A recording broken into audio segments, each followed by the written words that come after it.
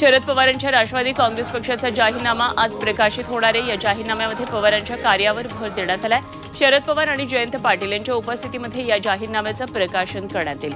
त्यानंतर शरद पवार यांची पत्रकार परिषद होणार आहे।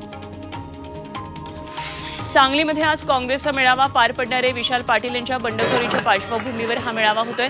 प्रदेश अध्यक्ष नाना पटोले, बाळासाहेब थोरात, पृथ्वीराज चव्हाण यांच्या प्रमुख उपस्थितीमध्ये हा मेळावा पार पडणार आहे। सकाळी 11 वाजता सांगलीच्या विष्णुदास भावे नाट्यगृहामध्ये मेळावा होणार आहे।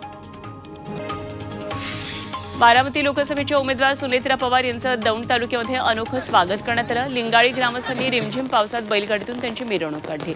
दरम्यान सुनेत्रा पवारांनी दौंड तालुक्यात विविध गावांमध्ये जाऊन ग्रामस्थांशी संवाद साधला।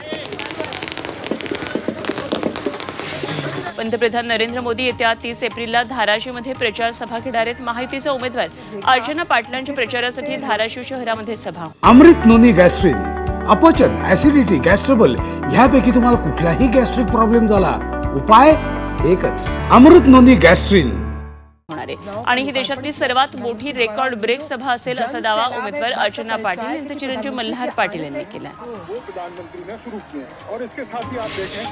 अजित पवार पदाचा वापर करून अप्रत्यक्षपणे सामान्य लोकांचं मत विकत घेण्याचा प्रयत्न करत असल्याचा आरोप रोहित पवार यांनी केलाय। तुम्ही माझ्या बायकोला निवडून दिलं तर मी तुमचा पालकमंत्री आणि पालकमंत्र्यांकडे सरकारचा निधी असतो, याचा फायदा तुम्हाला होईल असं विधान अजित पवारांनी केलेलं होतं।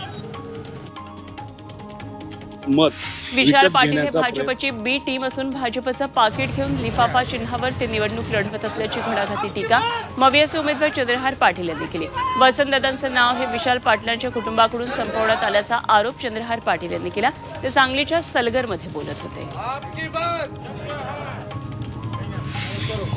मोदीजी मंगळसूत्राचं महत्त्व तुम्हाला कधीपासून कळायला लागलं असा खोचक सवाल उद्धव ठाकरे यांनी पंतप्रधान मोदींना विचारला।